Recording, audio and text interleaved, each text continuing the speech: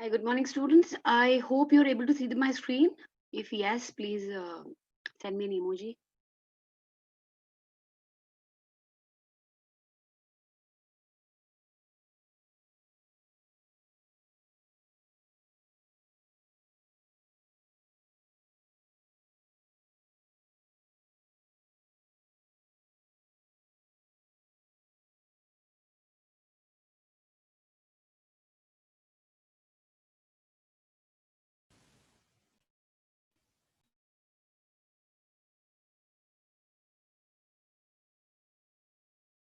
Yes, ma'am. Good morning, ma'am.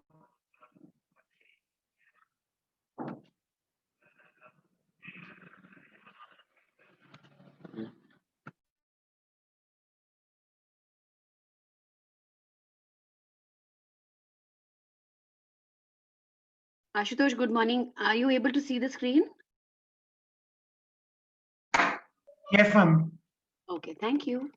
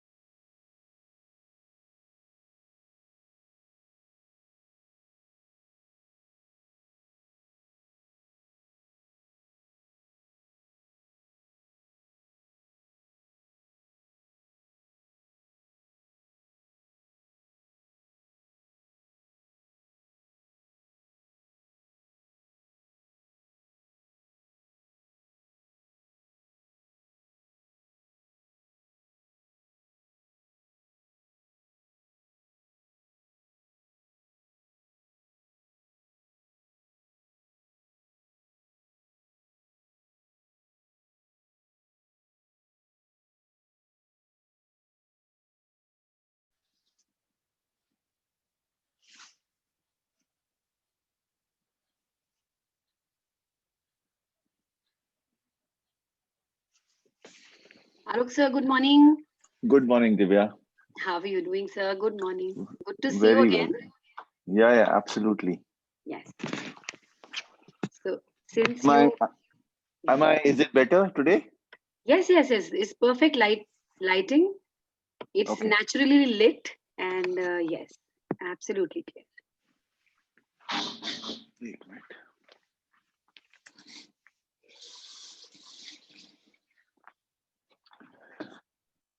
Yes, Is this better? absolutely good. ठीक है. Okay, Yes. ठीक है. So the students would keep joining in, sir, and after 11, we would see Cool. the strength because we've sent messages and we have reminded them that the session is about to begin. So right now I'm sharing the screen. I would make you the co-host so that you can share the screen with me.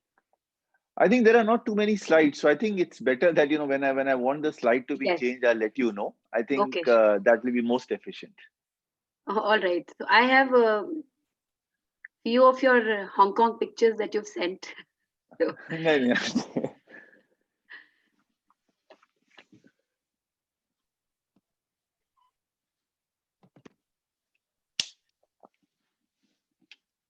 what time is it in Hong Kong? So we are 2.5 hours ahead of India. Ahead of So we India. don't. So unlike the West, we don't adjust times between India and Hong Kong. Right. In fact, more to say that towards the northeast, we are on the same timeline. We're at the northeast, but this, since we have an Indian Standard Time, Correct, correct, correct. yes, but that would match the Hong Kong timing too. Yeah. No, I think it will still be a little different, but maybe it may not be two and a half. Slightly, yes. But yeah, so Yeah, I not think two it's and a like half, but between. yes, Yeah, a slight difference of that. correct, correct. So Sundays you're off? Yeah. So yes, I think we work 5 days a week. Saturday, Sunday, we generally Saturday, tend to Sunday. be off. Yeah. And now the regular office has begun in like all 5 days working, going to office Yeah, I or see anything. it has been like that since. So I was actually in India for a while. Mhm. I had my for personal reasons, I was actually stuck in India for a while. But I think Hong Kong, I think I came back in August. So I think since August it's been regular office for me. But I think there are certain functions where, people come in 1 week off and on. So I think basically, I think they've divided some teams which probably come in every day, Yes. and there are others who would probably alternate every other week. Do you also see there would be a change in the working pattern of people? More of the work from home culture is being encouraged by companies. Oh yes, I think I genuinely believe that so when I started working 20 years ago, um, this concept of work from home was clearly very alien to Asia. Right. That it was still a little bit more acceptable in the US, US. in that part of the world. I Mhm. think here now work from home is here to stay. I don't think it is going anywhere, and people are not. Nobody's going to um, um have issues. I would imagine if somebody says, actually, I'm working from home.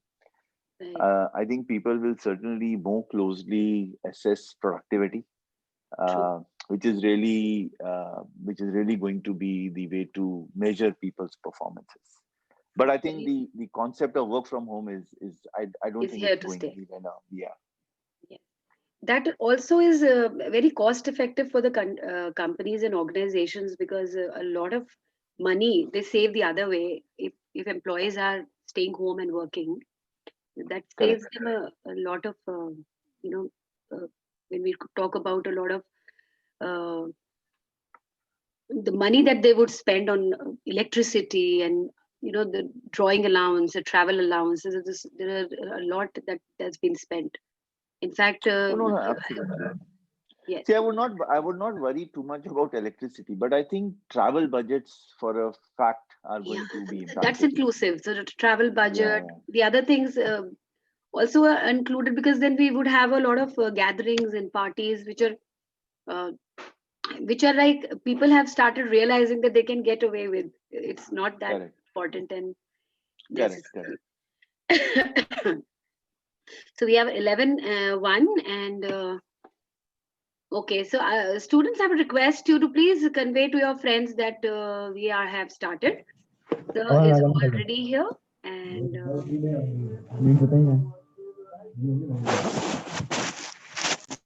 I would request all of you to please keep on mute, though I have kept everyone on mute, but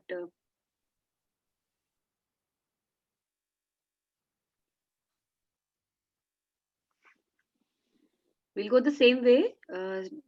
Students, I would request you to please keep your questions ready in the chat box that we would take up with Alok sir. And please inform your friends because another 4 minutes we are going to begin. 4 more minutes. Sunday mornings are a little for students especially, but they drop Yeah, by. yeah. Yeah, after a while they start dropping and pouring in. So how are you all conducting your classes now? Is it all on Zoom, or are you having physical classes? How does it work for you guys? How has life changed for you all? Okay, so yes, life actually, it just it halted with a jolt for Mm-hmm. you know organizations like us because we were into online.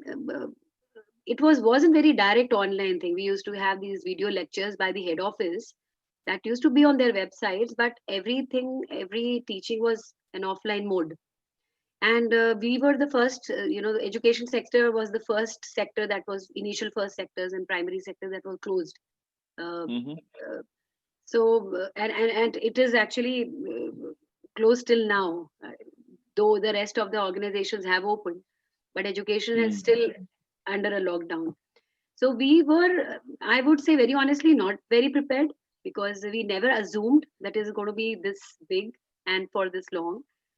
So initially we thought we gave it a halt. We were waiting that things would get better, and another 10-15 days things would get back. But Okay. after realizing that it is not going to happen for another month or so, that is what we were assuming, that March and April, by May we would. So we moved our classes to WhatsApp and other mediums, realizing, and then we got into other. So the head office of Time, our organization, which is at Hyderabad, that supported us a lot. But then there were different problems with it, because they were not live classes. Students were not able to ask questions. So there were other issues. So we, simultaneously shifted to center-wise Zoom classes on Zoom. We tried other mediums too, but then again, Zoom was the one of the best mediums that we could get. And then it carried on, and you'd be surprised to know that the entire last last year, the CAT batch for the 20, where the students enrolled in January or February, because they did not get much time to prepare offline. So majority of students prepared online for CAT, and they've done pretty well and good. The best part about the entire online thing was that we kind of shunned all the boundaries, and we connected to people, students from different cities as well. So for small city students, it was a completely, it was a, it was a blessing in disguise that, Absolutely. yes. And students are, so after this August, we thought of starting with some offline things, but then that is in a limit, because it's like taking a chance.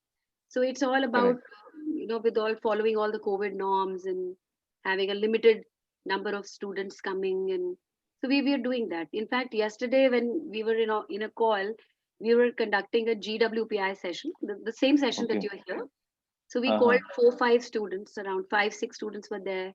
So we'd be doing it now every Saturday, that we are planning for the local centers. So all local centers are now coming up. Correct, correct. No, and I guess it just becomes easier for lots of people to, you don't really have to go. In fact, so as in India, now you probably have the biggest benefit I have seen, at least in India, Right. that you then actually can consult doctors on the video, and you realize that, why should you go and waste your time, fixing an appointment, waiting at a doctor? If somebody Absolutely. can, you pay the money, he calls you up. Life has become, it's got its Absolutely. negatives, but then, we just have to walk away with the positive and say, this is the Absolutely. benefit of it. Absolutely. And Anyway, moreover, we also got to upgrade ourselves. So we upgraded correct, ourselves too. Even though we've seen there have been teachers, mentors who've not been very digitalized, upgrade their digital upgradation hasn't never been done. correct, So correct, here I see this as a survival of the fittest. So all the correct, correct, all the every time a pandemic occurs, it's always a survival of the fittest. So the industries correct, have correct, survived, and the fit industries have survived. Fit people have survived, and also teachers and people like us who've been upgraded. correct. So Sagar, good morning. Good morning, all of you. I think all of you are here.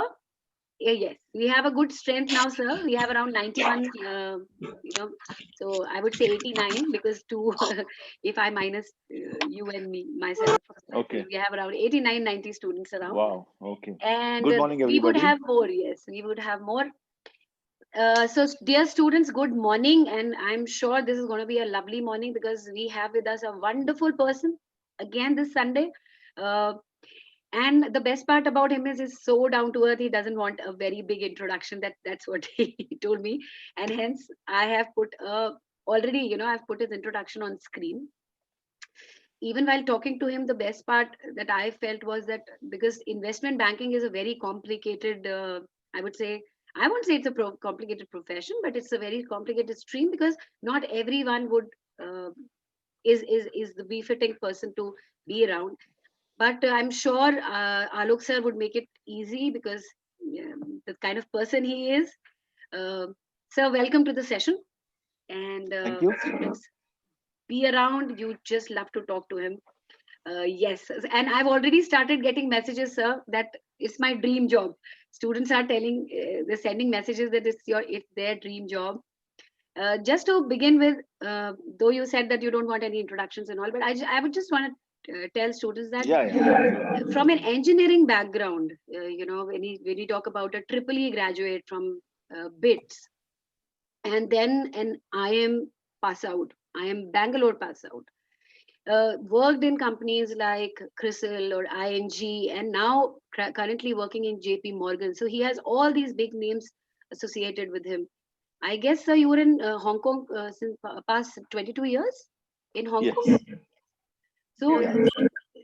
so that makes the entire profile so heavy, and the word investment banking and investment banker makes it all the more worth it, sir. Over to you. I'm sure the students are going to learn a lot, and they'll have a lot of queries because Abhi first question has the first message is like, that's my dream job. And when they talk about, the students are very I'm sure they're very inspired by movies like The Wolf of Wall Street, and that keeps them very motivated to be in this arena. So, sir, Okay. I would Okay. initially, like, I would want us to talk about this, because for a layman, let's hear it as a layman. I would want to ask you this: what actually is an investment banking, and what does an investment banker what do? True. So thanks for that, Divyan. Thanks everybody for joining this call. I think I'll try to make it as less jargon intensive, and make it more, more that sort of understood by everybody. I'm glad that Divya has reached out, because when I graduated from IIM Bangalore, I did not have a full perspective of what is investment banking. So it's always good to know what you're getting into. It's always it's good in having more information is always better than not having any information at all. You may not like to hear that information, but at least you know what it is all about. So I will try to make it as simple as possible of what investment banking is, and how do in this whole space of investment banking, what there's some banks who are good at some things, some other banks are good at other things. And if you can align, if you can identify what is of interest to you, it will always make your life a little easier, and what you're running after. So I'll probably, the way we will, I will answer your question, Devi, on that. And I guess that's really part of my initial presentation. The objective is not to, sell investment banking to anybody. That is really not the intention at all. I think it is also just to sort of just give some color to people of what, as you asked, what is investment banking and why is it what makes, say, a JP Morgan or a Goldman Sachs different from, say, SBI, for example, or an ICICI bank, or so so there are private banks, there are public sector banks. What is it that they do different that makes them what they are? And and I guess we'll just try to answer some of those questions, and I will also give a brief background of what has been my my career after after engineering. And everybody's path through life, through success, is very, very different. There are lots of factors which have a bearing on that. It's you've heard about this thing about right place, right time, luck, your hard work. Absolutely. All of this combination sort of gets you where you are. So there is no this is really an art. Where you end up is really it's a mix of all factors. Just because one doesn't end up where they are is not only a function of just because you were not good. I think so that's really what it is. So why don't I just kick in? I think I'll just I'll probably, I think, Divya, I think the first slide that I sent to you, I think why don't we just open up that slide? I think that sort of will just give you what Okay, sir. investment banking is all about. Have you? I haven't really received that. Have you mailed it to me? Because I that's what actually mailed it to the David. Darpan. Yeah. Did you get that email? No. No, I did not receive any email. I just received 4 It's time. pictures from Rajiv, sir. No, it's timedun@gmail.com. timedun@gmail.com. Dehradun, no. Sir, if you can just send me on my mail right now. Sure. I'll open it. Yeah. What is your email ID? I think just a minute, sir. I would request you to send it in. So this is one mail that I've opened already. It's MK Dubey. Should I write it in M. your chat box? No, it's MKDUBEY, right? MK Dubey 06. So M for mother. Yes, M for M. mother. M for mother, K for MK. Karnataka. Yes. Dubey Yeah. 06 Yeah. @gmail.com.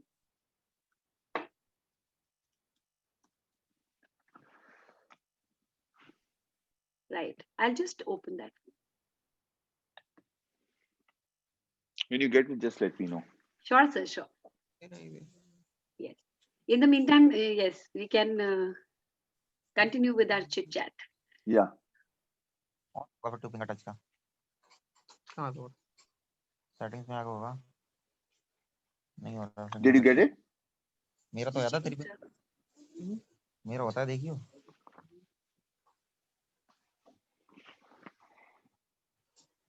Not yet. Just refreshing.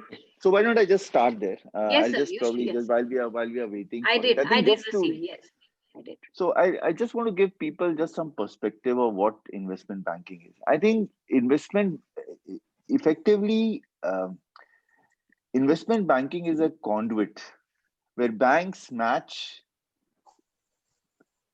people or entities who have who are the source of capital to people who have users of capital. So essentially they intermediate between users of capital and source of capital. Very, very simply, that is what it is put. And it really relates to raising resources from the capital markets. So I guess I've just tried to put one slide together, and I guess if you can, yes, that slide, if you can just put it on. Can you see the screen, sir? Yes, I can. Okay. So what investment banking is doing is really match, pools of capital with the users of capital, and they do it in the capital markets. So whether it is equity or bonds, that's really what they are after. Now, how is this different from commercial banking? Now, obviously, you have commercial banking like an SBI, and if you look at the balance sheet of SBI, they will have a very, very huge deposit base, and they will do a lot of corporate lending. Their involvement in capital market transactions would be it's probably secondary, if I can say. Yeah. So the basically, what commercial banking is all about is really extending funds for working capital and term financing. They do a lot of other things. Do not this is really not the literal sense, but I'm just trying to give you some color on it. Now, if you look at investment banking being if you can put yourself on mute. I'm muted all. I'm muted all. Yeah. So if you look at investment banking, what investment bankers are really intermediaries. Now, if you look at what I put in that slide, so who hold capital? You've got investors like financial sponsors, like you must have heard in India about a lot of private equity funds who have got money into India. You've got high net worth individuals, you have banks, you have asset managers. So they are basically people who hold capital, and they need that capital to be deployed. And who could be use of capital? It's probably corporates. This is really I'm sure everybody knows about this. I'm just sort of stating the obvious.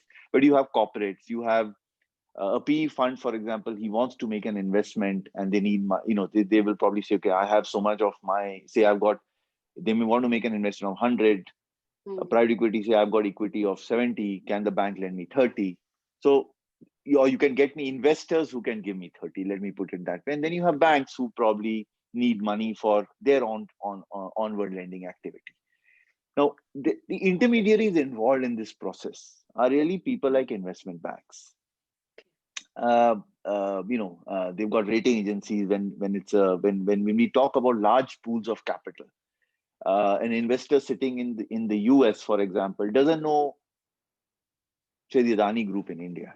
So they need a rating agency to say, can you actually rate it? Can you sort of give a report card to say this, this is the credit standing of this particular company? You've got consultants who would advise both the buyer and the seller. And this is really more in terms of, so say, for example, a corporate who needs capital wants to sell equity.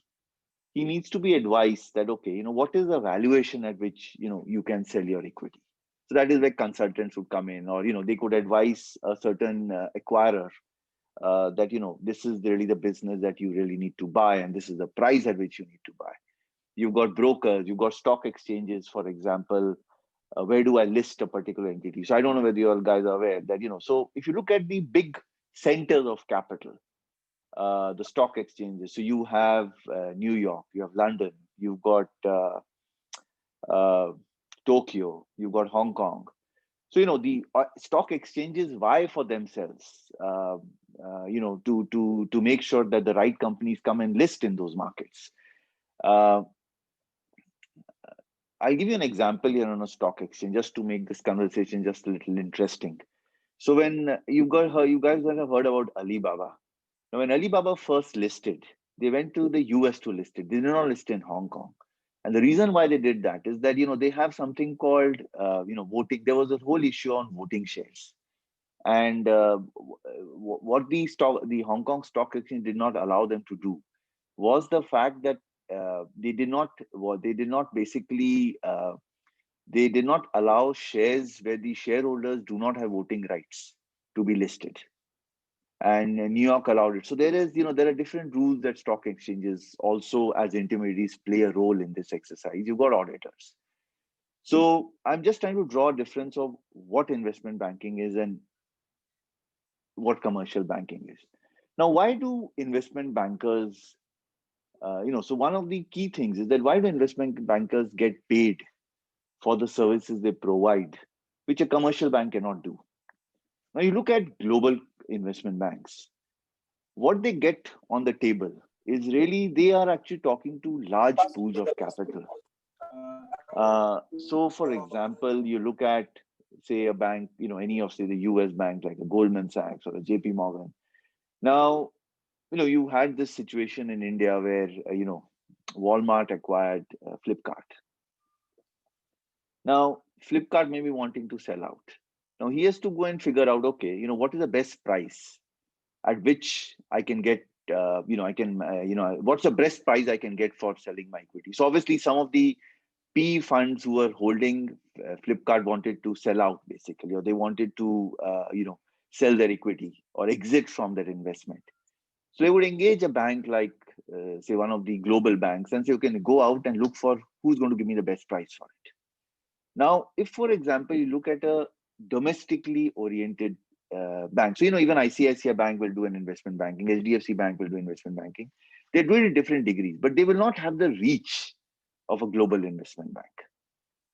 So that is one thing that they do. They have a lot of distribution network. Number two that they get is they get a lot of new technology, new ideas of, what are the ways in which you can raise money, for example. So we'll come to that in some of as we go down into the discussion. But this is really the difference between investment banking and commercial banking. I'll just pause here. Does anybody have any questions?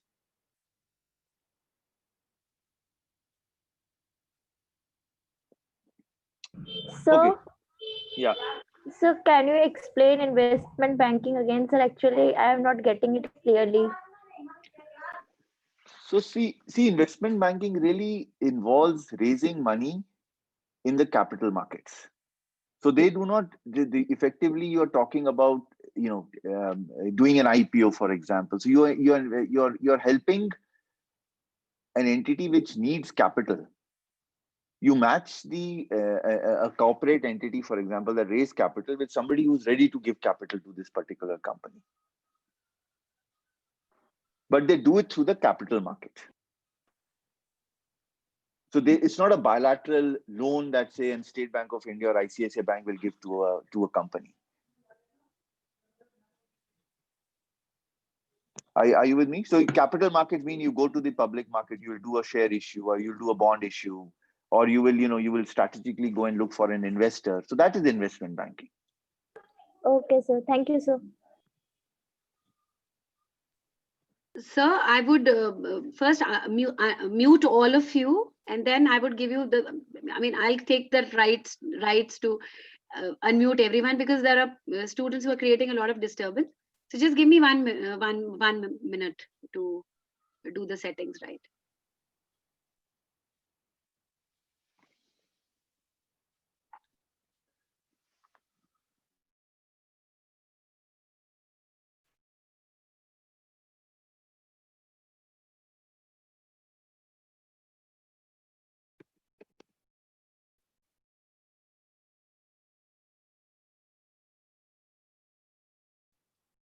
Sir, you can now unmute. Thank you. So I said, I think we can come back to this unless somebody has questions. We can obviously come back to again investment. But I'll just say as a statement, as a statement of fact, investment banking is really a conduit to raise money in the capital markets. That is really what investment banking is all about. Right.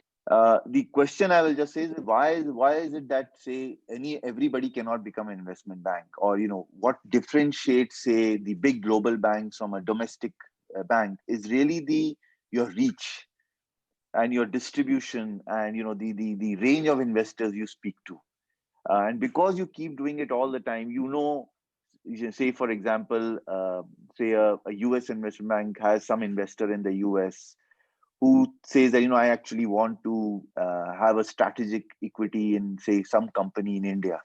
So because you're in this market all the time, that if somebody else, say a corporate in India, is looking to raise capital, they will be able to marry the investor and the company, for example. So that is what an investment bank does well, which if you are a domestic bank, you don't have that reach. So that is the difference. Yes, I hope, Sujaika, you are clear with your answer now. Basically, it's about okay. So there's a question, sir. Can the government of any country raise money through investment bank? Oh, they do actually. So why we talked about. So I should have probably add corporates, so users of capital. I should also add the sovereign there. So there are many. I guess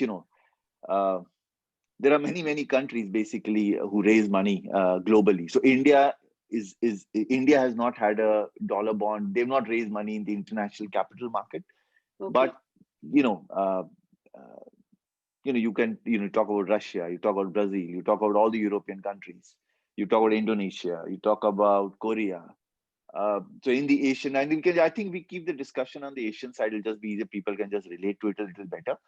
So all these countries, they raise money periodically. They come to the market. Sri Lanka, Vietnam, all these countries raise dollar bonds in the international market, and the people who lead it are actually investment bankers.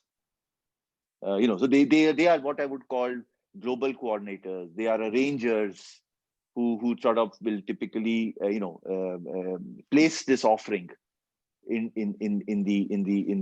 the wider world. So they look for investors who will buy these bonds issued by sovereigns.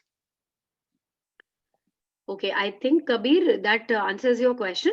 We have a question from Rajat, and he says, sir, that so raising capital via capital market or investors for a publicly listed company, so they would get a percentage of the company voting share. Do they get that too? No, so I think you have to distinguish. When I say capital markets, I'm using it generically. So you have bonds or debt or equity. So when you're raising equity, you will get voting shares. When you have debt, so I'm not getting into a lot of detail in this one. So debt also comes in a lot of hierarchy. So you have senior debt, you have subordinate debt, you have convertible bonds, you have tier 1 debt, tier 2 debt. So when you get into this, you will realize. So, but technically speaking, just as a very headline level, when you raise equity, you get voting rights, and when you raise debt, you don't get voting rights. So I was giving the example of Alibaba, where you actually raise shares, but you do not get voting rights. So because the owners of Alibaba did not want to part with that. So there are investors who will say, okay, I'm happy to invest in the shares of your company, but I don't want voting rights. So they come in all shades of black, white, and gray now. Right. Okay. So okay. So again, there are questions that are coming up, sir, because this has been a very intriguing area for students, and they have a So why don't we go to the question. next slide? Why don't we finish that, Yes, and then we yes, can yes, take all sure. questions together Yes, then. we'll Fair go to the enough. next Okay. slide now. Okay. So can you just flip it? Yeah, I'm just doing that. Can you see it Yeah. now? Yes, I can. Yes. So I will just probably talk about, what are the key components of investment banking. So Mhm. you have investment banking, which essentially talks about, what are the investment. So there is so the investment bank does these activities. And I said, if you keep this perspective in mind, that all they're doing is they match users of capital with the consumers of capital, and basically they intermediate in the middle. That's really what investment banking does for a living.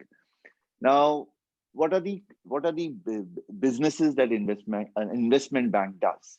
So one is investment banking, which is basically advisory. They talk about acquisitions. They will do exits for existing investors. They can restructure capital. So that is what investment banking within or advisory function within investment bank involves.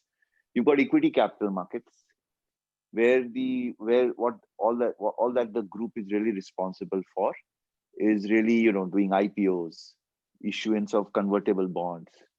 People want to cross block of shares, they will do that for you. They will structure, as I said, I probably don't want to get into details of convertible bond, but they essentially raise money in the form of equity. That is what equity capital markets does. Uh, then you have debt capital markets. Now, debt capital markets really relates to debt. Now, when you talk about debt, you talk about bonds and loans. So typically when we use our debt capital market, it really relates to international issuances of bonds. Uh, you also have similarly like bonds, there is a loan market. So basically a company can raise money in the form of a loan, and these loans can actually get traded amongst investors. So this is a little different from, say, an SBI giving a loan to any company, where those loans are typically not traded.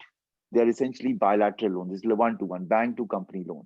SBI may not be able to easily transfer it. So that's what is syndicated loans. As the word says, it's syndication of that. And then you have markets. Now, markets are basically they essentially all the things like equity capital markets, debt capital markets. Finally, you have to go and take this issue and place it amongst us, and then you have to make markets on it. Mhm. So basically markets are divided into three functions. Basically, you've got trading, which essentially trades on all asset classes. So I've listed down a few there.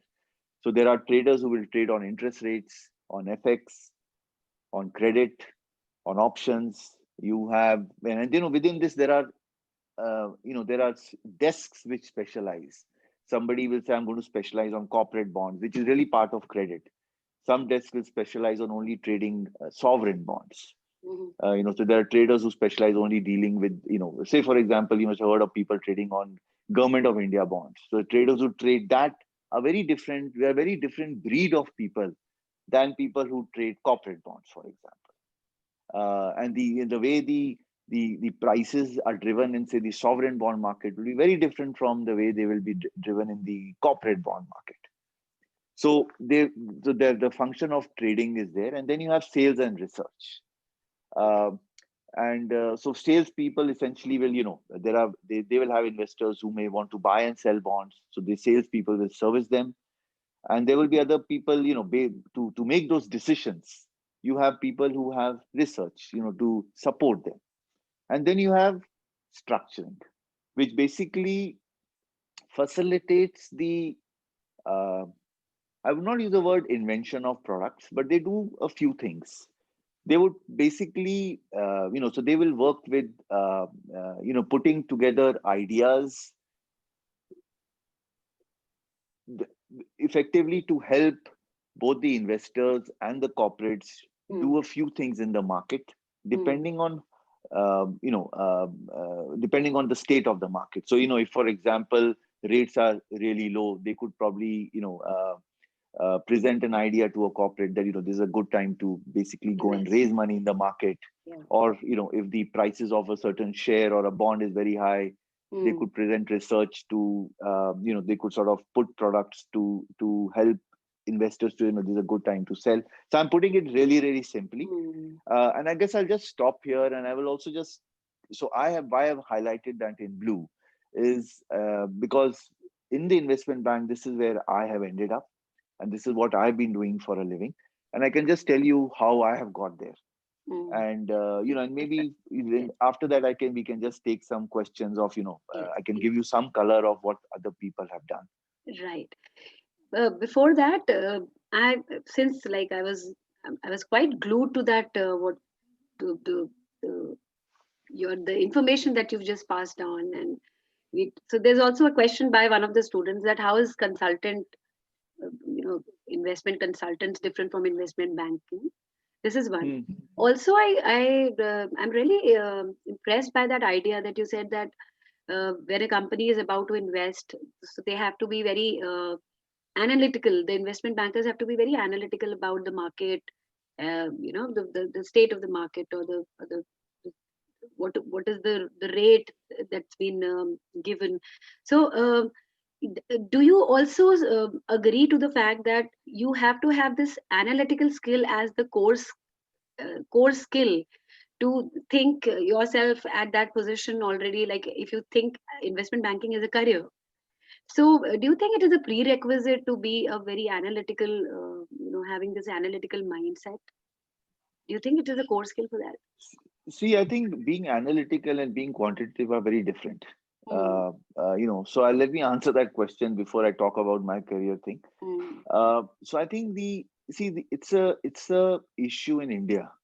So if I go with my global head of trading, or I look at the global head of sales, they are actually history majors, they are economics majors, they are not engineers. But the issue with India is that, the selection, it's like, for years, I think, science and maths has really been the focus for, that's really how we've grown up. Yes. So the entire selection process in India has really been, for all the schools, has really been the fact that, there is a very huge bias with science and maths, which is the reason why we tend to sort of believe that, you have to be you have got to major in maths or science, or you have to be an engineer to get there. Agreed, yes. So I think, but we are talking to an Indian audience, and I guess all of you students are are sort of a part of an environment which is of our making. So I think unfortunately or fortunately, that is the truth in India. That you will probably have in investment banking, I guess people will hire people who will tend to have my honest opinion is that I think it will probably have that bias, but I do not think that is a necessary condition. I do know that when I was graduating from school, I think a lot of people who were part of the commerce stream also made it into sales within investment banking. So it's not necessary, but I think that is really the bias in India. So what I gathered is that there isn't a prerequisite for it. You have to have that understanding, because even when we look about, we say, okay, having an economics background or having a background of commerce would be a add-on to it. But you've been an engineer, and that too a triple E, and from there how did this happen? Like, how did investment banking come to you? So we were very, very keen to know your journey to this point. Yeah, so I actually, after my engineering, I went and worked with Tata Steel for a year, and I think it's really more that when I was just like all your students, it's not that I was dreaming of investment banking at that point in time. So I guess my friends, we got to go and do an IIM, so we just gave an exam and we went and studied an IIM basically. And when I graduated from IIM, I was not very clear of what investment banking is all about basically. And the thresholds were also very high. So I guess there's some people who went to invest. So I guess in my point, when I graduated, I remember ICICI, Citi, Bankam, they were really the top banks coming at that point in time. Uh, uh, I don't think that the consultants were just there just as yet. This was in the mid 90s. So I joined. In one of my friends, I was going to do a corporate role, and then one of my friends told me, why don't you actually, if you have interest in going into finance, then you try this. So I actually I did a couple of things in the beginning, and then I joined CRISIL. And from CRISIL, I think I moved to Hong Kong because my wife had moved to. So there was a company called Peregrine, and I followed her to Hong Kong basically. She's an investment banker too? No, she's not investment banker. She does private equity. Okay. So I think I followed her to Hong Kong, and I joined ING Bank, which was really more. And I've joined ING more as in the risk department. So there's something called counterparty risk. So I guess I've mentioned to you 5 things which an investment banker does. What 5 things which an investment bank does. Now attached to this are lots and lots of functions. You would probably imagine that working in investment banking is like an elephant. They are an elephant because they have together with this you'll probably have. I'll just throw up a few functions. You will have compliance, you'll have credit, you'll have legal, you have audit. Each of those functions support this activity. So, and you must have heard things in the US about Dodd-Frank and regulations. So when Mr. Trump came in, he said, I'm going to make banks. I'm going to let banks be less regulated. When the Democrats are coming in, there is a fear that banks are going to get more regulated. So there is a lot of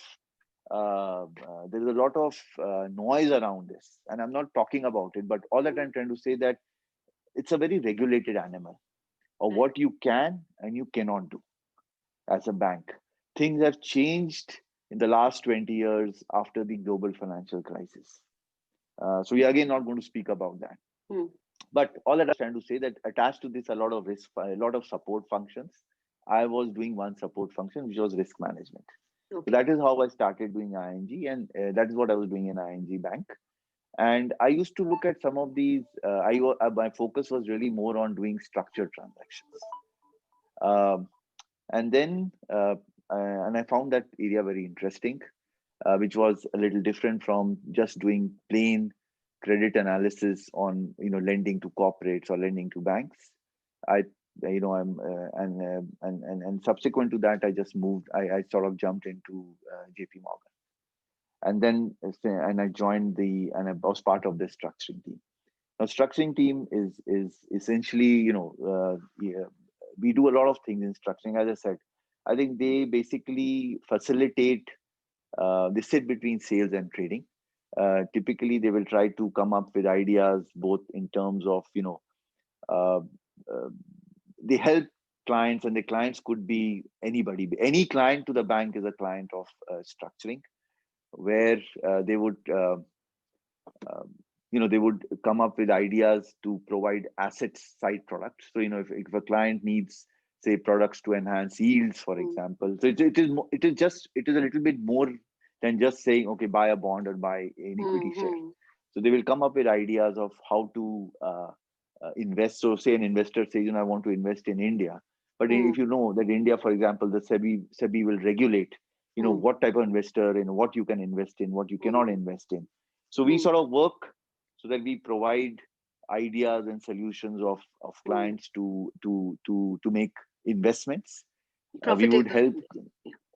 Yeah, so I think it's like somebody may want to buy a bond, but he's not permitted to do it, for example, or they may want financing against it.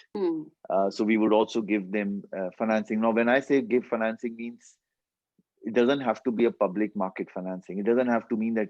Say, let's say somebody says, I want to raise up $50 million. I would not say, okay, go to the capital market and raise money, because, to raise, remember one thing, that when we talk about equity capital markets and debt capital markets, we talk of a certain size of issue because there's a cost of going and raising money in the market. So let's assume that a minimum size of raising a bond is 500 million, but an investor says, I want to raise only $50 million. So I can't tell him, okay, go to the capital market and raise money. So investment banks come in with these ideas that, okay, you want money for $50 million. You want to do something which is not typical working capital or term financing. How can I help you? So that is what I call asset side ideas. On the liability side, for example, you have say Reliance who wants to raise, they actually Reliance is not a very good example because they can do lots of things by themselves.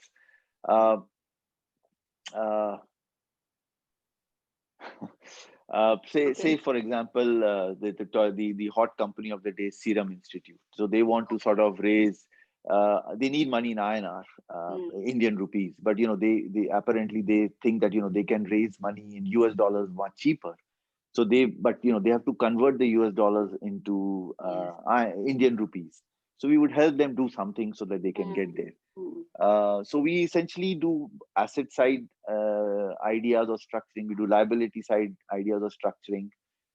We help clients raise money. What I call private financing, which is really financing not raised in the public market. And the clients here could be banks, it could be corporates, it could be private equity investors. So that has really been my story with JP Morgan. So I'll just stop here, and I think let's actually just open it up for questions. I'm sure people, this just gives you a broad color of what people, things, for example, in India, equity research is a very big thing. So if you look at sales and research, so if people get into a research function, you could have credit research, which is researching on bonds. You could have equity research, researching on equities of companies. There are people who will research on sovereigns. There will be people who research on currencies. So there are now, after you get this structure, there are many subclasses, and you will just find your way into one of them. I'll just stop here now, I think. Yeah, so this is an interesting question, like just to continue with what you just said. It's like Vasul Batra asked a question here. Is there a normal graduate, can a normal graduate get a job in investment banks? Very, very interesting question. I think this is the difference between the Western world and India. Yeah. So what actually happens in an investment bank is the fact that when you actually, I'm just giving you some colors, so just people are just aware about it. So when the investment banks have historically gone to schools in the US, they would probably hire somebody to work as an analyst. And typically an analyst joins a bank, he works for 2-3 years, and then they go back to do an MBA. So you will remain an analyst unless you go back and do an MBA and come back. So that is what in the US schools, they do hire as analysts, as pure graduates. In India, I think the top investment banks, they will look for people. So there is they will essentially go to the MBA schools to hire people. So that is the reality. Now, having said that, I do know that, say, for example, our firm, and I do know that they've actually gone at hiring, say, at an ISI, for example. So there are people who have never done their MBA, who come in, who are basically product specialists, who are very, very quant oriented. So, there are some shades of gray, but there are basically very, very selective in that of what they do without as pure analysts and graduates. But it's not the norm. Right. Also,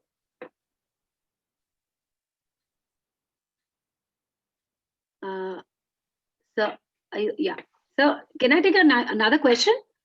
Sure, absolutely. Yes, the floor is yours.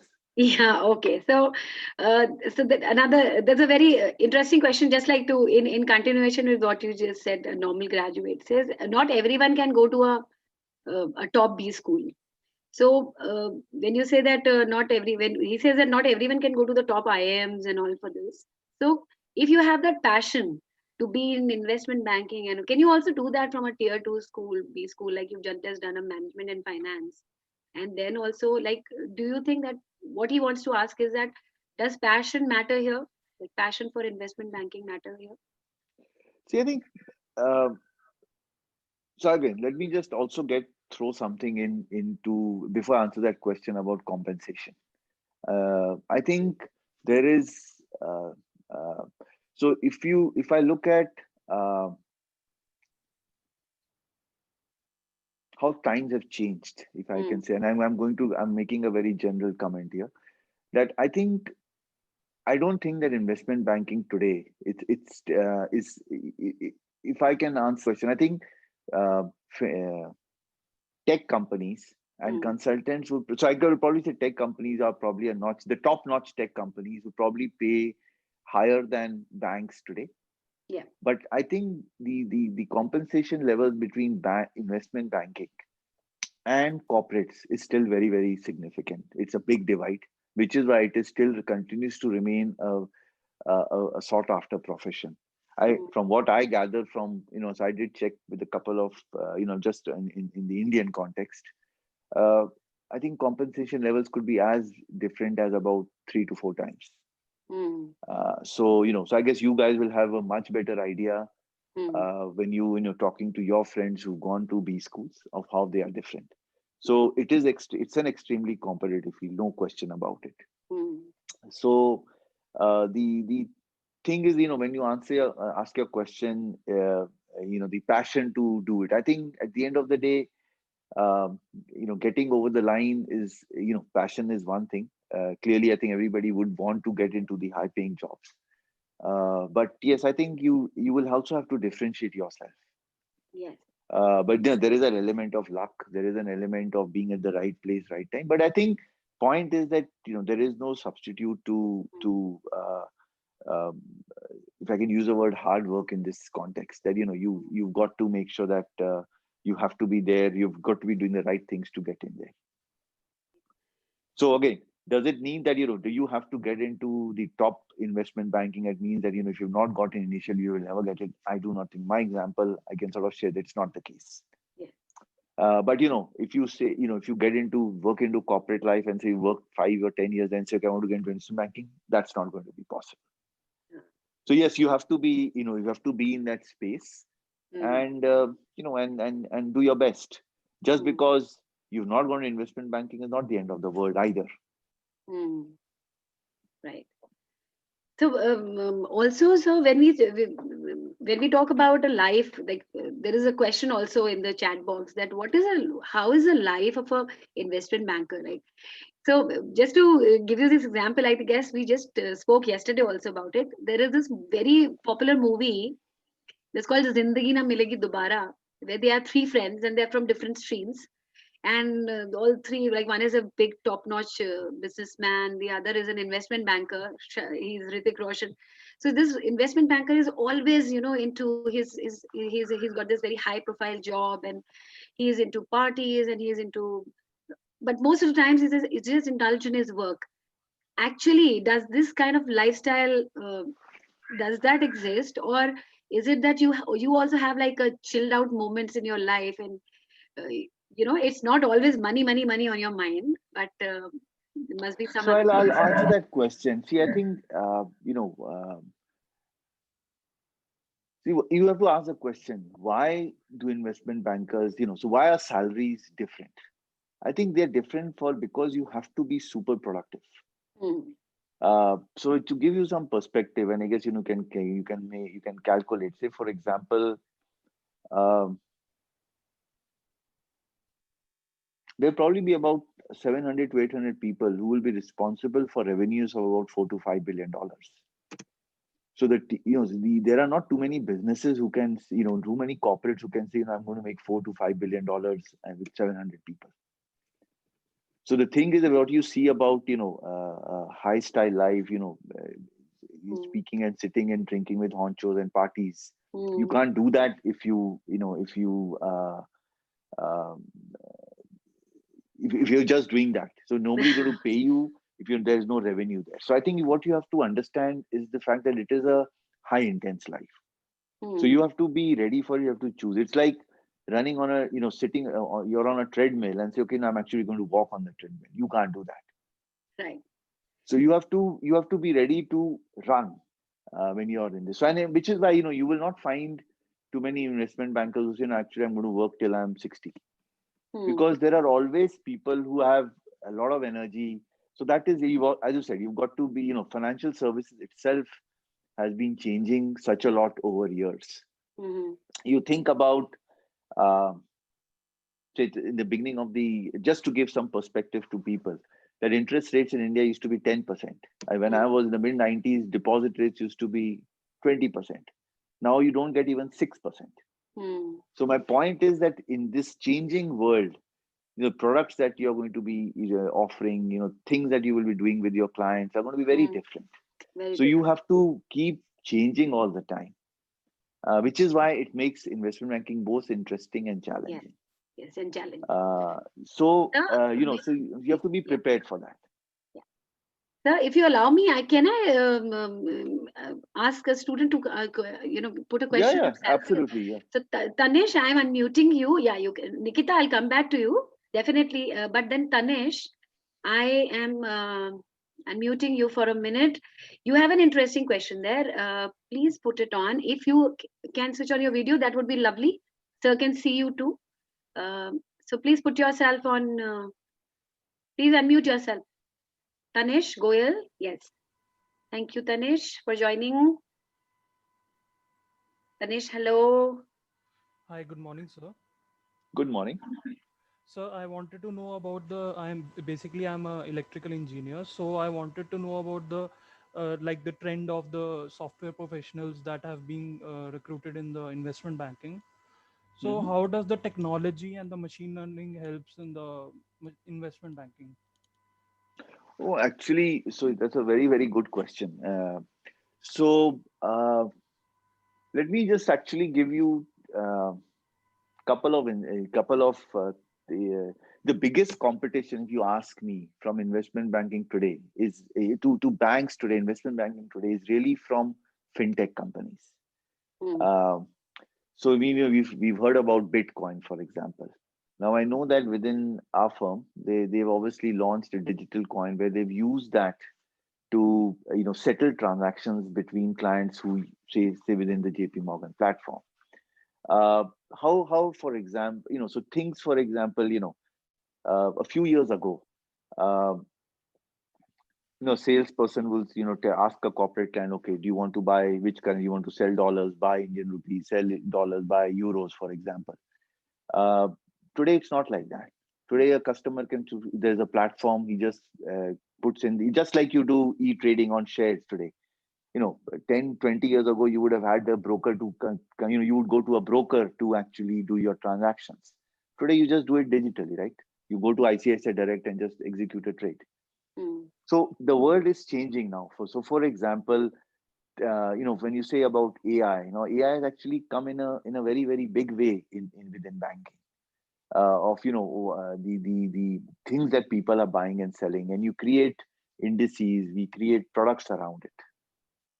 What is the behavior of clients. So yes, it does not look like, one may wonder, okay, it doesn't seem to be mainstream, but on the back end, I think that there is a lot of work which is going on the digital side. Also, so Karthik Khurana, I'm unmuting you. Please put up your question. Hi, a very good afternoon, sir. This is Karthik. Hi, Karthik. Actually, my question is that, like, I've been studying BBA and I have an interest in sales and marketing, and that is my domain as well. So, in an investment bank, what is an opportunity for a sales and marketing guy, and what is the journey ahead of it? Like, how if I'm interested in sales and marketing, like how I can get into investment bank, and do investment bank hire sales and marketing guys, and what is their work? Oh, sales and marketing is absolutely the what I would call the core of this. So if you looked at my four functions in an investment bank, so I have put the sales and research. So so a salesperson, depending on So say when I'm looking at sales and sales, for example, and the reason I'm sort of just looking for words here is that you could be selling, say, FX to your clients. You could be selling interest rate products. So when I say FX means your client, you could typically say that, you want to buy, sell currencies. You could be selling, when I say interest rates, that, you could be selling bonds, for example, or you could be selling, I don't know whether you heard about swaps, interest rate swaps, cross currency swaps.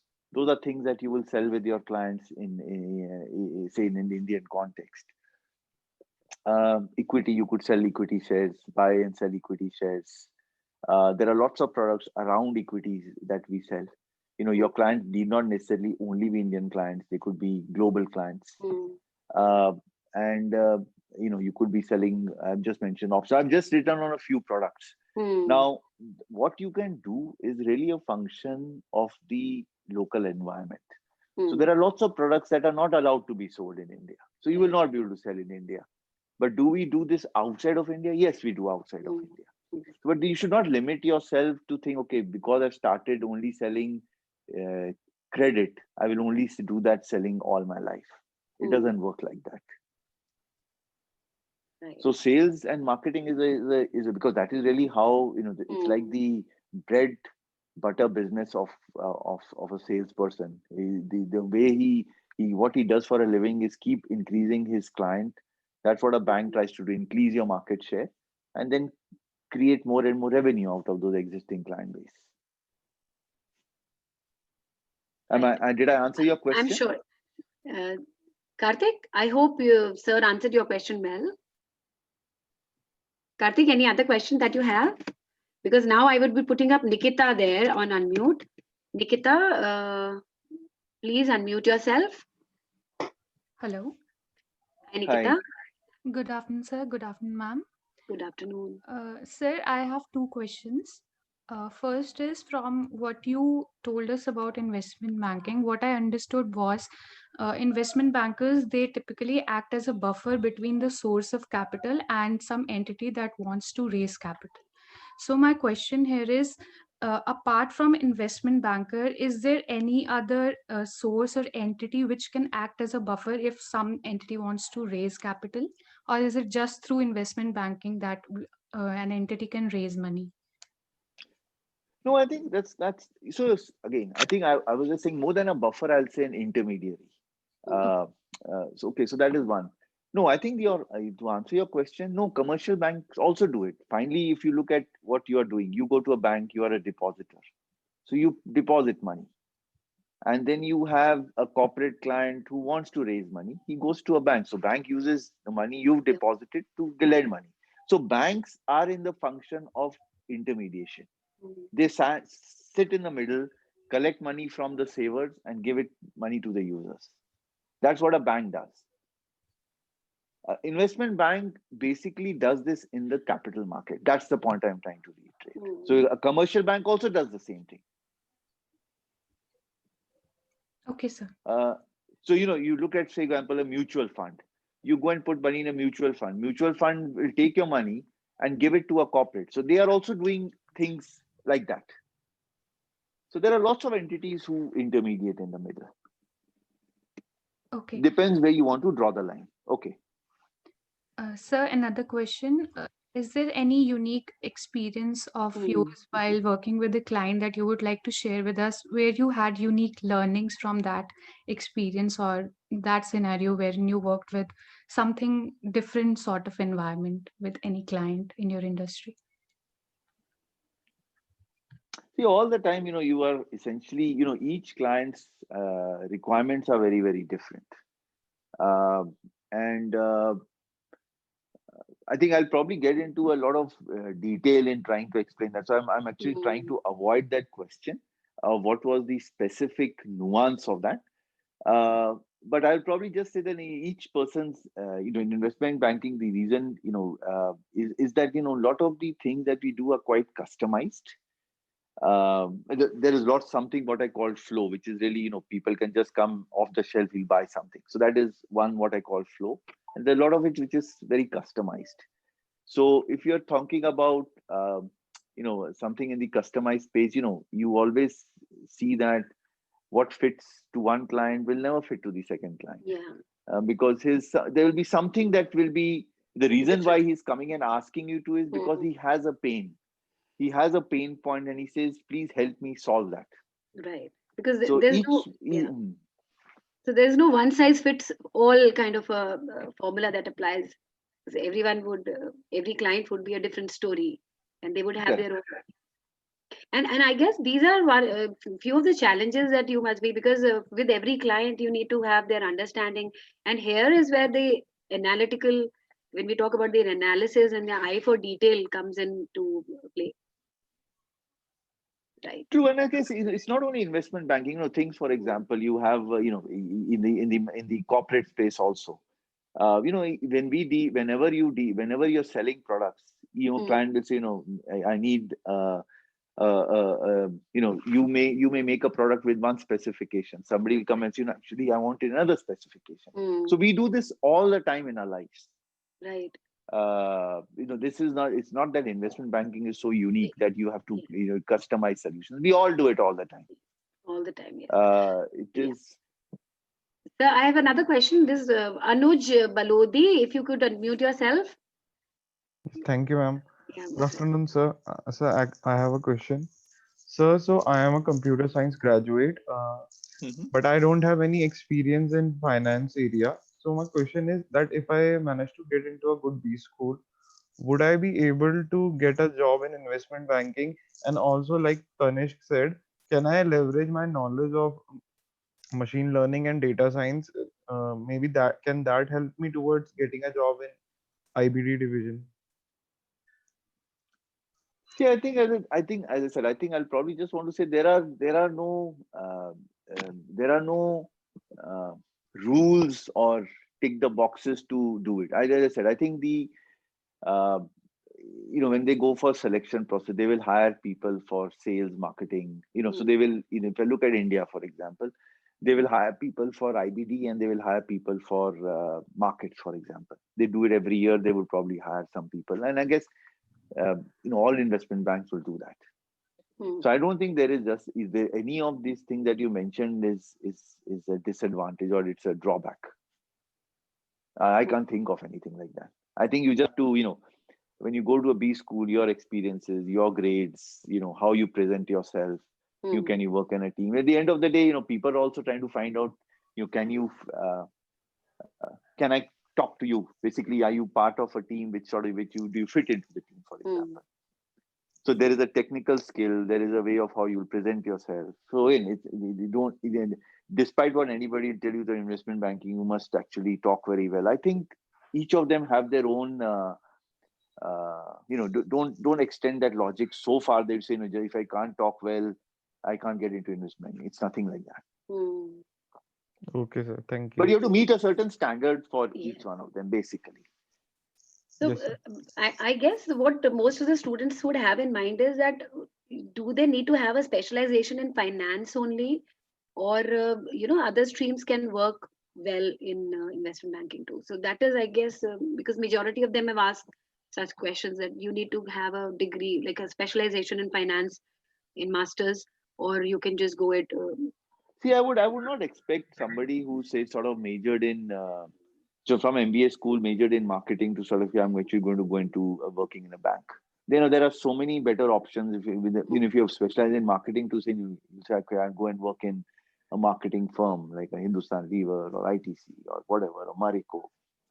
So I would imagine that your interest will define finally where you get to. If you have no interest in finance, then it probably then the banking is probably not the right space for you. Okay, right, sir. Now I have three very interesting questions by Rajat. Rajat doesn't his laptop his mic is not working, so he's put up 3 questions, and I like the way he's put his questions. So I found them already in place, and I would like to take up these questions, sir. Yeah. If you think that you can answer it in short also, because that otherwise we'll be going into technicalities of the things, right? First is, while raising capital with bonds, do investment bankers trade up for convertible bonds or callable puttable bonds? These are very typical questions, Rajat, but I'm still taking it for you because, again, this would be at the prerogative of, at the discretion of sir to answer it or not, because there are certain very typical kind of questions which you may have an interest with. Another question is, sir, how would a hedge fund manager differ from an investment banker? Which I think this would be a relevant question. And then relating to bonds, who decide the coupon rates for them? DP investment bankers solely base their prospect based on coupons while matching the.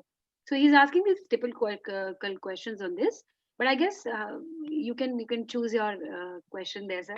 I guess Yeah, how so would a hedge fund manager would be different from an investment banker? This I'll answer this question. I think the questions are, I think at the, I can answer all those questions, but I think from your perspective, I think, uh, uh, look at the high level picture at this stage. Okay, that will probably be most helpful because you will once you get into, you'll be doing this for the rest of your life. Hmm. So don't worry about this aspect at this stage in your life. But anyway, just so that your curiosity, I will certainly answer each one of those questions. So I think first you said the coupon. Now, what does an investment bank do? Obviously, he's looking at the market. His point is that the issuer wants to raise money, and his point is that what does he there's this whole concept of risk versus return. Hmm. And the banks who take these issues into the market, for example, will determine that for this risk, um, what at what coupon level will the investor part his money Hmm. to lending to this borrower. So I think it's determined really by the market of and the person who's really giving the money.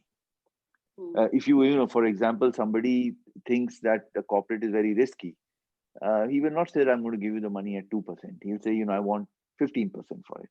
So I think that is where you have to suss out the market based on, you heard about comparables, they look at other similar sized companies or similar companies of a similar profile to determine the interest rate. And that is how it is done. So I think there is you look at the macro interest rates in the economy, where the government bonds are trading and how much riskier is this corporate compared to a government. So that is really how um, the interest rates are uh,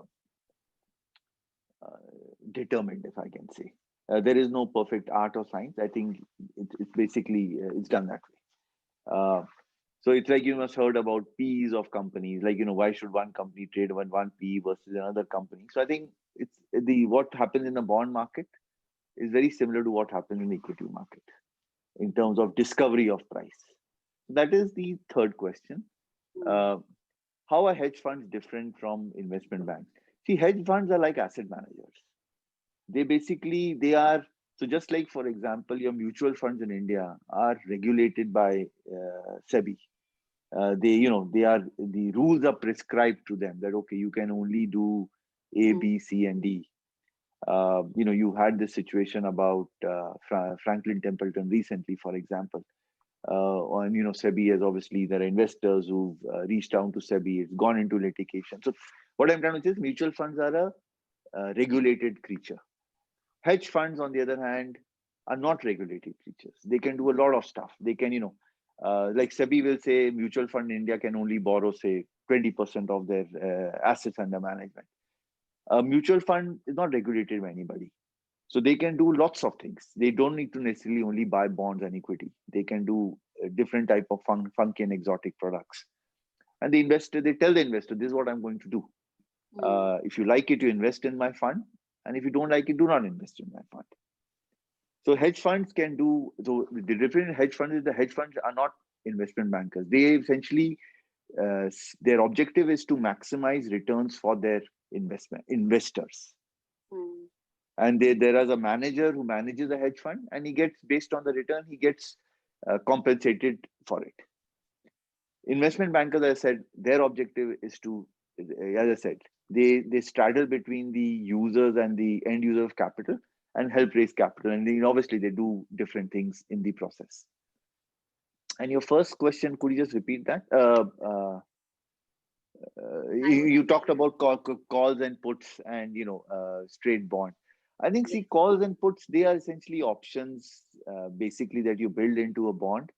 That's really a function of a view that a issuer or a investor would take.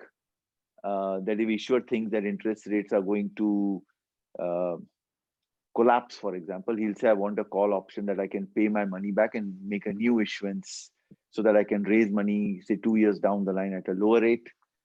A market exists because the investor and the borrower have different views. If everybody had the same view, there would have been no problem.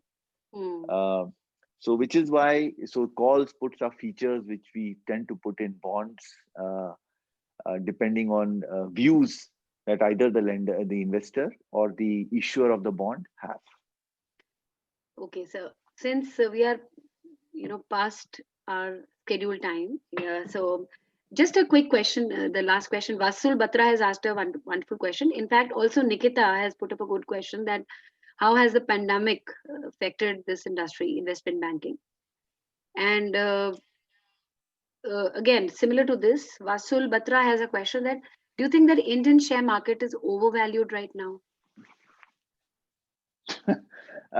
Let me not answer the last question. I think the Indian markets, obviously, I think it's a function of, all markets have. I'll put it very simply. I think you have to look at what the Fed has done in the March of last year. Right. So the market tends to work more on India is obviously integrated into the global market, and they will not move at into a trend which is very different from how the global markets are doing. So I think that is, I'll just pause there in terms of how whether Indian markets are overpriced or not. What was the other question? Sorry, I forget. How has the pandemic affected the How investment the bank? pandemic? Yeah.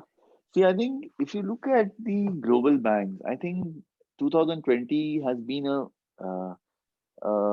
very, very, very good year for banks. Simply because if you look at all the 4 businesses that I've listed there, there have been many, many more merger and acquisition activities globally.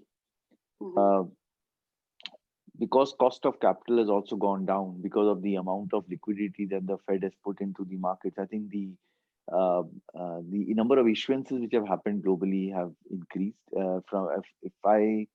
I think I was looking at some statistics. Globally, $7 trillion of debt has been raised in the 9 months of 2020, which is about 25% higher than the previous year. I don't have a similar number for equity capital markets. And if you look at markets per se, what has happened is that because of what happened during the year, as liquidity thins down, the bid offer for any bond or anything actually goes up. So if for example, if you think about it, that you want to, if for example, you don't have a supply, anything, like the onions, for example, when you don't have enough of supply, the demand is high, the price of onion goes up. Exactly the same thing has happened in banking for across products. That when the markets became nervous back in March, there was, people got scared. And because of that, some people who wanted to take some action sort of, when you want to do something, but there's no supply of it, obviously prices goes up. So the volatility has gone up, but what I call bid offer spread for any product has gone up. The volumes went up and the bid offer spread on everything has gone up. So that is really what has driven markets revenues, DCM revenues, and investment banking, advisory and M&A revenues to go up. So banks have done quite well in 2020. Okay. Also about this question, Rajat has another question, and I think we must talk on this too, because it's about mergers and acquisitions, which is a very important part of investment banking as well. His question is that is it only taken care by the legal authorities, or the investment bankers also have a role to play in that? See, finally, when you put in a merger and acquisition together, you must have heard about regulators also having a say. So what the regulators don't want to do is to let monopolies come into existence. So when you sort of say that, an investment banker can put 2 parties together, but But if it is the end result of it is to create monopolies, which really is hurting the consumer, then regulators do step in, and that happens in every market.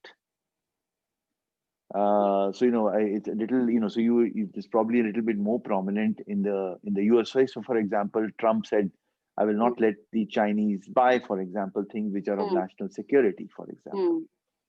So this is very common actually. So and I can't think of an equivalent example in Europe, but this is this is quite common actually. If you think about in Europe, what has happened is, if you think about what the European authorities are doing right now, is they're trying to tax the tech companies, which the US have actually resisted. And the reason why they're resisting is that all these entities have become so big that they start acting like monopolies. Which is why they are effectively saying that, you, for any revenue that you earn in Europe, you must pay tax on it. You must pay the tax in the jurisdiction where the consumer is. We can go on, but I guess to answer your question, yes, I think regulators do have a say of, the final shape of any merger and acquisition activity. I would quickly take a last question, and that is from Trishal. Trishal, I'll unmute you, okay? You have a question there that would also help the other students. Trishal, you can please ask your question. Yeah. Yes, thank you, ma'am. Good afternoon, sir. Good afternoon, ma'am. Good afternoon.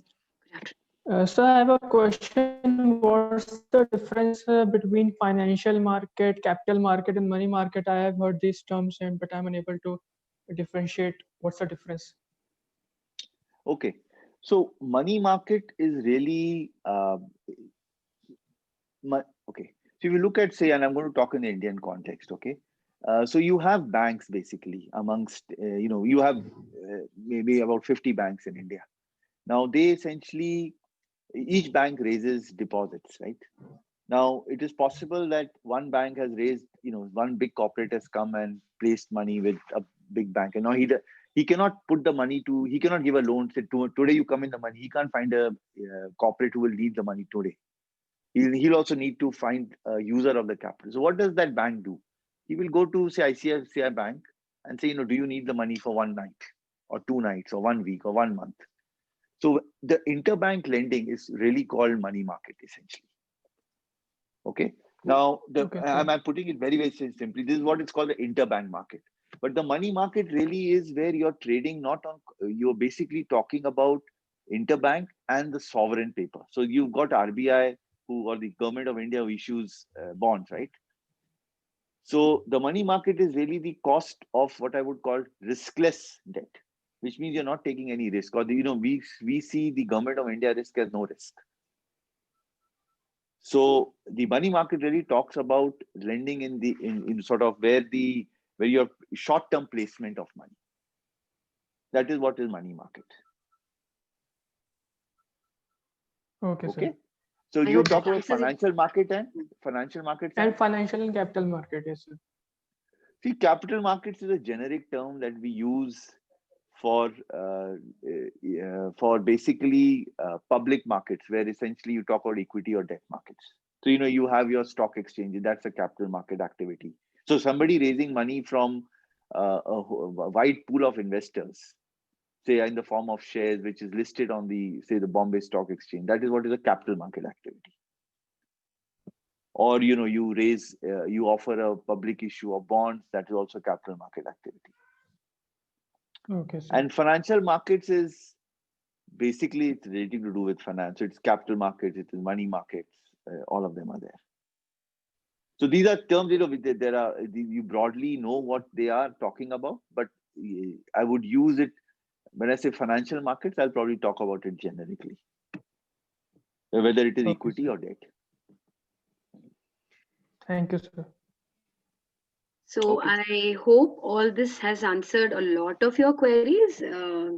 I'm sure all of you would have few more questions after this, because now since you've learned so much from sir and he has answered a lot of questions, along with that, these slides have been very helpful, where you just you talk about the entire structure of and all the areas where an investment banker works, or the investment banking is branched out. Before I would end, so just wanted to ask you this, that how is your day, like a regular day of yours? How does that go?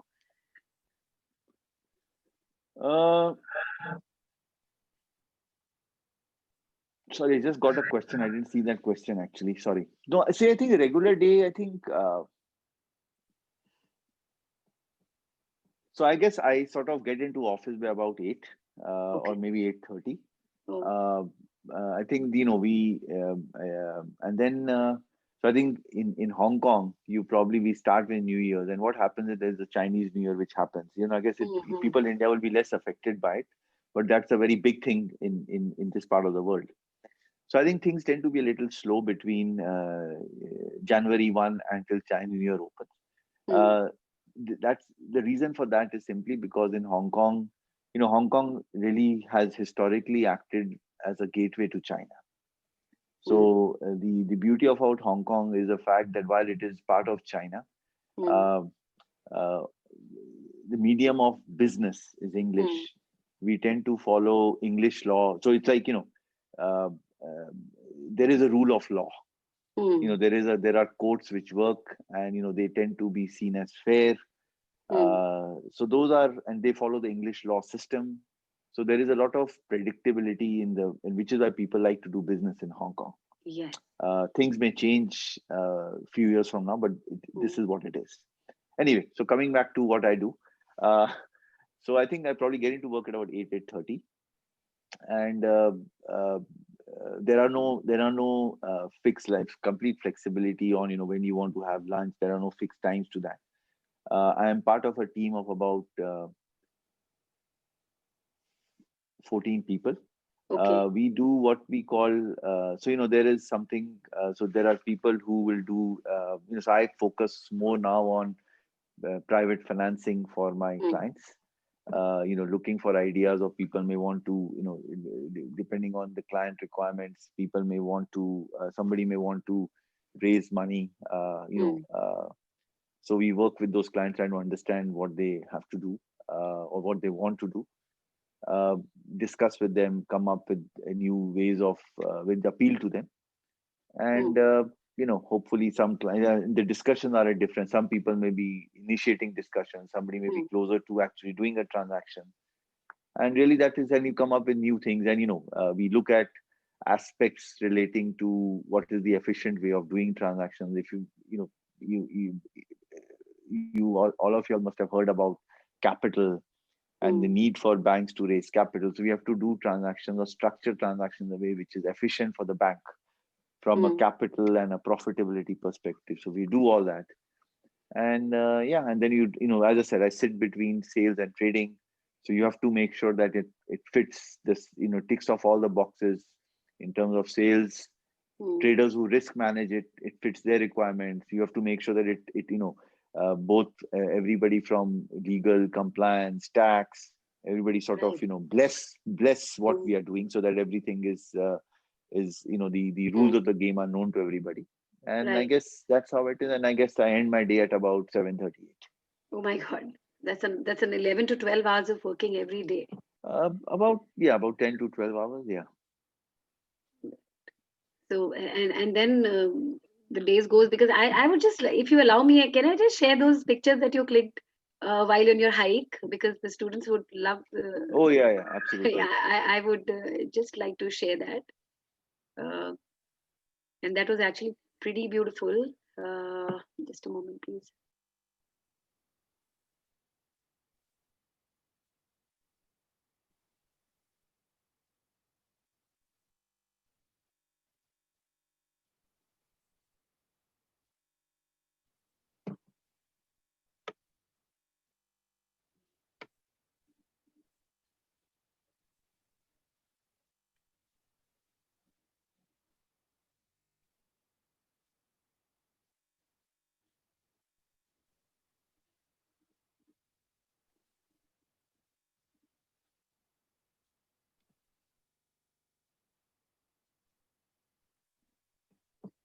Is this visible, sir?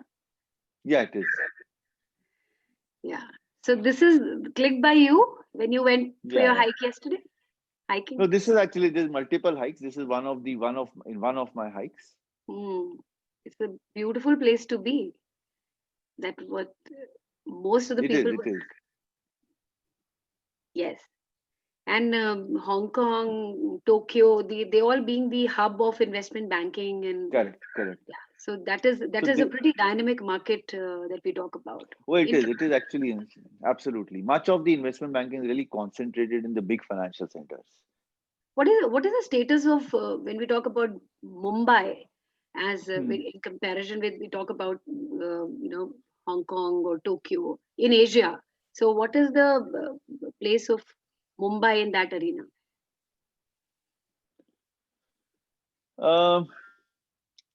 See, I think the Mumbai obviously is the financial capital of India.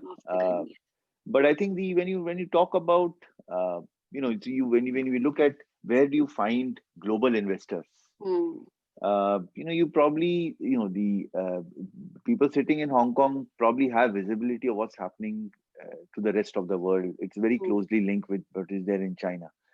I think Mumbai, I guess, you will not find people sitting in Mumbai and looking things on a global basis from a financial markets perspective.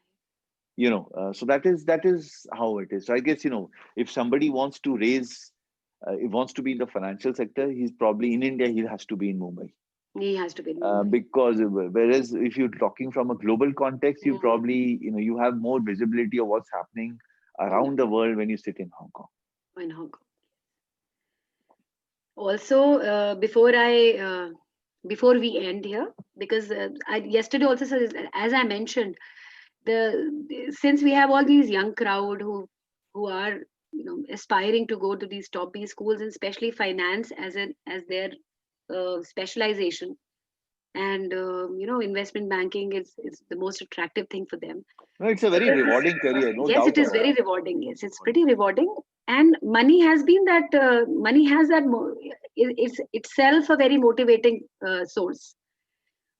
And to this, I in fact also mentioned about this new web series that has been, pretty. I would say that acted as a catalyst for a lot of students to get into that mode again of finding out that how lucrative this field can be. Though definitely not the Harshad Mehta ways, but I would suggest that if you get a chance to watch it, so the series has come up beautifully well, because like in our times, Harshad Mehta was never a hero. He's never come up as a hero, because he was a complete, we called scam was the first time that word was used in journalism and in media and everywhere, and that word came from in India. I would also add, if people can watch this, there was a movie called The Big Short. The Big Short. I think it talked about how did the global financial crisis happen. It talked about the developments in the credit market, of how the position that some banks were taking vis-a-vis, and this really talked about how the credit markets in the US developed. But it'll be very good for people to people who are in this business, who are probably interested, to look at that movie. I think it's a movie which is very well made. It helps people understand what happened. Because the reason is that why I say this. When I first came to Hong Kong, SARS happened. And if you think about sitting in India, one would imagine property prices, they can't fall. That's really how we've all grown up.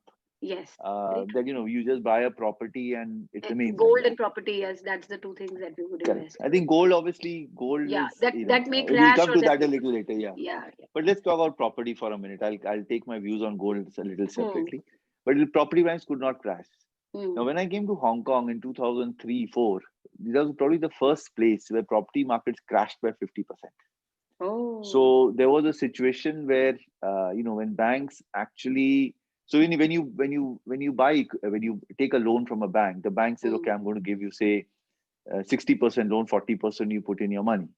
In Hong Kong at that time, the price of the property was less than what the banks had lent. So technically speaking, you could default on your loan and the bank would just own your property. But so that was how I've seen the property prices go down. And then the global financial crisis happened. Then you could say, how can the whole market collapse? So it's very interesting about property. I think for people who are interested in this, I think it's good to be aware of how different things have happened over different of to demonstrate your interest. To look at this, you raised a point on gold. People should look at how has gold moved say, in the last 20 years. Say today, for example, if you look at the last 1 year, gold has increased 24% or 25%. So all funds who invest in gold, but that is not how gold has been for years. Actually, gold essentially, if you look at 2005, it used to be $500 per pound. And in 2011, it had gone to $2,000 per pound. And from 2000, it went down till it came up the last 1 or 2 years. Yes. So each of these products have a cycle. And so I guess, it's to keep connected with this market, it's good to actually, keep track of some of this to maintain your interest. I think that, to know some of this is more than sufficient for people to understand your interest in it. And property rates in India would definitely not crash, maybe because of the reason, I mean, you can correct me if I'm wrong because I'm not an expert like you, but we are still developing, we're growing, and places like people definitely till date would want to invest in properties more than anything else. That's the safest bet. Correct. I think that's a perception, which to make a house or buy a property and just leave it for this. Yeah. So in fact, Abhi, this coming generation would be more into this mutual funds and all. But I think a generation previous to ours would never even think of mutual funds and stocks and shares and all. Yeah. Yes. So, sir, thank you so much for being around. That's lovely. Let me know if there are any follow-up questions, but happy to, if there's anything that anybody has, we'll be very happy to answer. Yes, sir, sure. If I can be of help. Sir, we would definitely would want to connect to you again because today has been like every time I say that whenever we have a speaker with us who's actually an expert in their areas, that every session, the first session would only be an icebreaker where you would get to know how things would be, and a follow-up is actually very important, because only then the students would build upon those questions. Maybe they would not think about it now, but now they would, whenever they'll read an article on investment banking, they would relate to what you said. Correct. And that would be very easier for them to connect the dots, and then the questions would come to them. Okay, sir. So I think, okay, Vasul has one question. One last question, Vasul, I will allow you because I think sir is also, I think you're waiting for lunch. That's your lunch time too, sir? Yeah, I think it's close to that, yes. Must be your lunch time, yes. So Vasul, I'll take up your question and here you go. Please unmute yourself and ask your question. I would like to know about your views on cryptocurrencies, whether it is safe or not.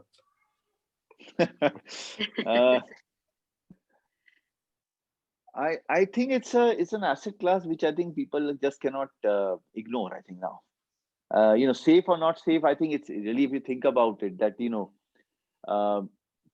when the current, when this, you must have heard about something called Bretton Woods back in 1974, where every dollar was backed by gold. Then that agreement sort of fell away, basically.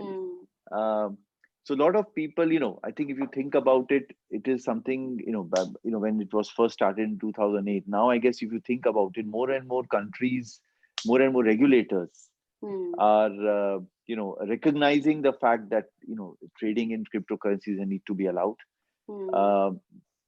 It's clearly, the logic about, no centralized control is required in the way they've used blockchain for allowing for the trading of that currency. I don't think that it is actually going away in a rush. Different banks uh, different banks have different views on this, whether they allow trading or not trading. Some banks, like our global CEO sort of has not been greatly, is a great proponent, but the other people are doing it. So I think there is two-way trading on something like this. It has got its benefits the way it is traded. So I think it's here to stay. That's all I will just say. It doesn't matter what I think about it. At the end of the day, there is an asset and there's a price available for it, and it is traded. So I think it is what it is. So with this, we'll come to an end. Arin, this is boy Arin who had this. I would say it was a very funny question that you said. He asked that what if Harshad Mehta was made the finance minister of the country? It would that. Would you like to answer this? No, I think it doesn't matter. I think Harshad Mehta became, actually, yes. I think So this is what I said, because Harshad Mehta, this series has made him like a great hero and somebody who's been so intelligent. So movies always, and web series and all, would always put you in that light, because this is entirely from his point of view. Correct. So please don't get inspired by just one thing. Every time we tell you that balance out your resources, find out more, find out the ways that he's found out the loopholes, but in the end of it, he's been doing all these things by fraudulent methods. So nothing on that sort. This may attract a few minds that it's very easy to play with money, but it is a very short term thing. So it's not a very long term. It's not a long term investment. Right, sir?